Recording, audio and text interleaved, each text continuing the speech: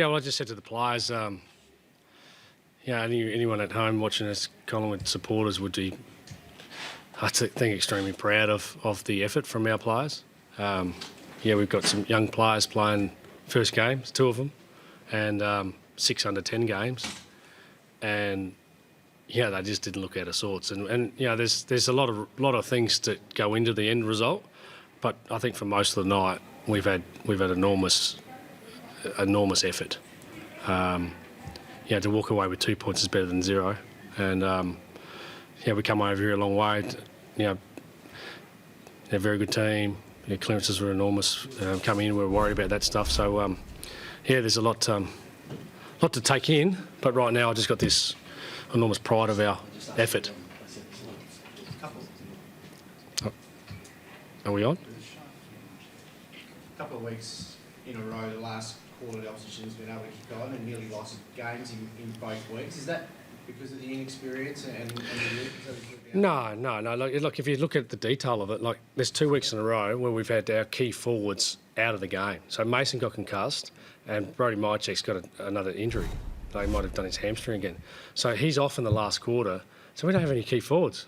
So if you looked at the detail of that, then you go, the same thing happened last week. We got a makeshift forward lines with key forwards. And we got Ed Allen in his first game playing as a key forward for us against Pearce. We go. So we're fighting and scrapping, and I'm really proud of that. So there's circumstances around that. We'd like to walk away with a couple more points, but geez, it's not through a lack of effort. Talking points going to be the free kick against Sullivan to Sean Darcy. What was your interpretation? Well, I'm looking forward to what the AFL tell us about that, because I wasn't aware that that's a free kick, but maybe clearly it is because they don't pay things that aren't there. So, I'm looking forward to seeing what they say. So you'll seek out next week? Oh, I'd assume that you guys have reported enough to be spoken on.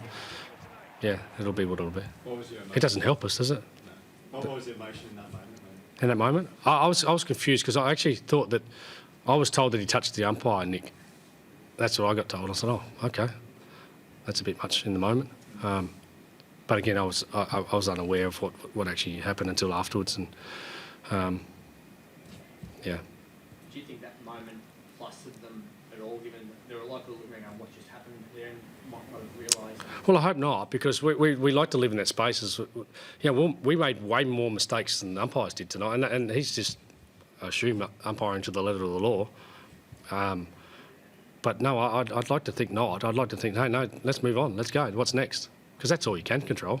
And if the umpire comes out, the AFL go, oh, that was a mistake. That doesn't help us either. We're just moving on, yeah? So there's no point for us sitting here. I think the reality is it's probably a free kick and we move on. Craig, did you have a message for Lockie after it? I mean, he's only a young player. Did you have a word to him after? No, not particularly. No, we praised effort. Like, there's what about the handball back we created a goal in the third quarter that Lockie did in his 4th game? No, I'm living in the space of, we drew Anzac Day and felt like that was a pretty even tussle, and hard to walk away with the winner tonight.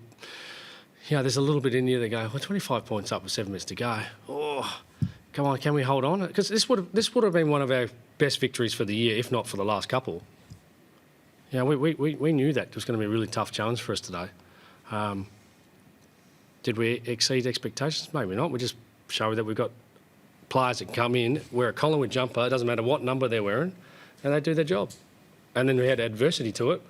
We're proud of that. We're proud of that.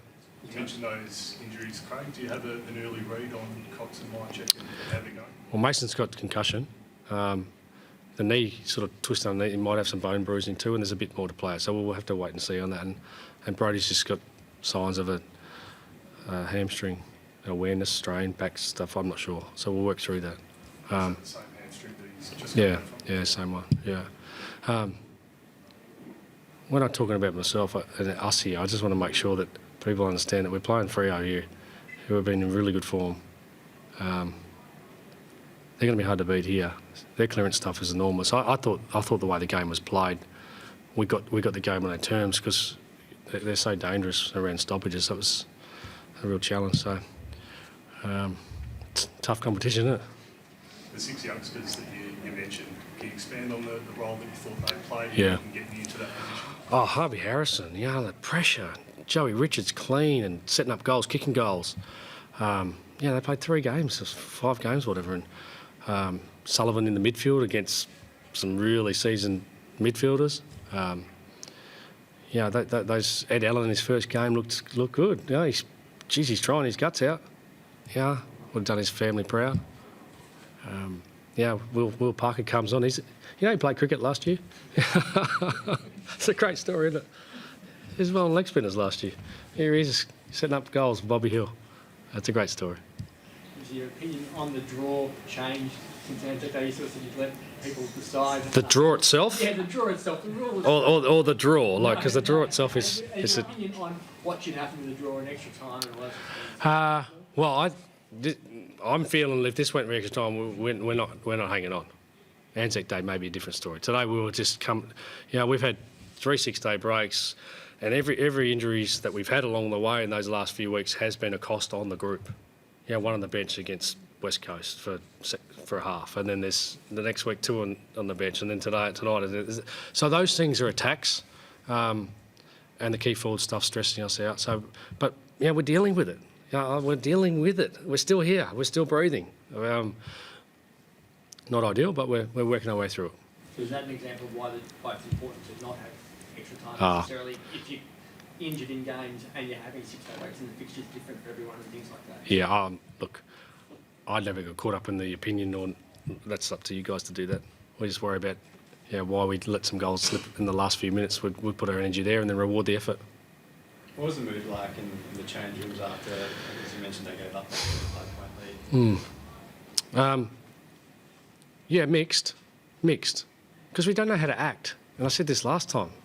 I just don't want the guys that walk in and act like it's doom and gloom, because it's not. It's enormous. I'm looking forward to watching the replay and picking out all those incredible moments of fight. Charlie Dean, he's another one. I didn't mention him. Did you see the rundown tackle? He's playing his 3rd game. Critical moments. So we're going to learn so much from that. Our young players are going to be so much more hardened for that, or a sense of belief and belonging.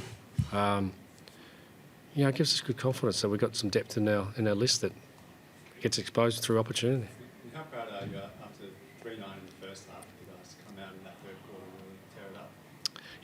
There was a moment at half time we sort of didn't want to get disillusioned by the scoreboard, because I felt a lot of stuff was going well. We just had to turn it around and we dominated the 3rd quarter. We're a hard team to stop when we get a bit of momentum, but we're playing a good team away from home, and game's never done. Likely to get anyone back for the Dogs next week? Yeah, I think Howie might be available, but I'm not sure at this stage. Yeah. Thanks, guys.